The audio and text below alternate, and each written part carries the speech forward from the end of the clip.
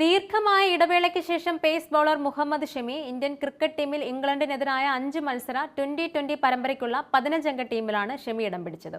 BCCI selection committee ഇന്നലെ പ്രഖ്യാപിച്ച ടീമിൽ മലയാളി താരം സഞ്ജു സാംസൺ സ്ഥാനം നിലനിർത്തി. സൂര്യകുമാർ യാദവ് നയിക്കുന്ന നീലപ്പടയുടെ വൈസ് ക്യാപ്റ്റൻ ഓൾറൗണ്ടർ അക്സൽ പട്ടേലാണ്. ഏകദിന ലോകകപ്പിന് ശേഷം ഇതാദ്യമായാണ് 34-കാരനായ ഷമി നീലക്കുപ്പായം അണിയുന്നത്. അടുത്തിടെ സമാപിച്ച ബോർഡർ ഗവാസ്കർ ട്രോഫിയിൽ മികച്ച പ്രകടനം കാഴ്ചവെച്ച ഓൾറൗണ്ടർ നിതീഷ് കുമാർ റെഡ്ഡിയും ടീമിലെത്തി. സഞ്ജുവിന് പുറമെ രണ്ടാം വിക്കറ്റ് കീപ്പറായ രാജസ്ഥാൻ റോയൽസിൽ സഹതാരമായ ധ്രുവ് ജുറേലുമുണ്ട്.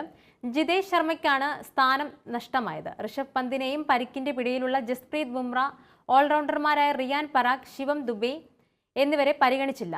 ഈ മാസം 22-ന് കൊൽക്കത്തയിലാണ് പരമ്പരയിലെ ആദ്യ മത്സരം. ജനുവരി 25 ചെന്നൈ, 28 രാജ്കോട്ട്, 31 പൂനെ, ഫെബ്രുവരി 2 ബംഗളൂരു എന്നിങ്ങനെയാണ് ശേഷിക്കുന്ന മത്സരങ്ങൾ.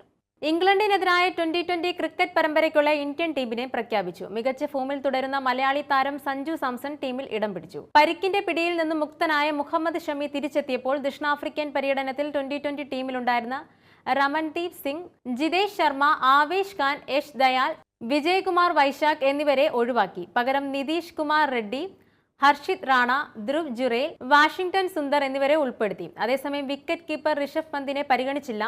സൂര്യകുമാർ യാദവാണ് 5 മത്സരങ്ങൾ അടങ്ങിയ പരമ്പരയിൽ ടീമിനെ നയിക്കുക. ജനുവരി 22-ന് കൊൽക്കത്തയിലാണ് ആദ്യ മത്സരം. അക്സൽ പട്ടേലാണ് വൈസ് ക്യാപ്റ്റൻ.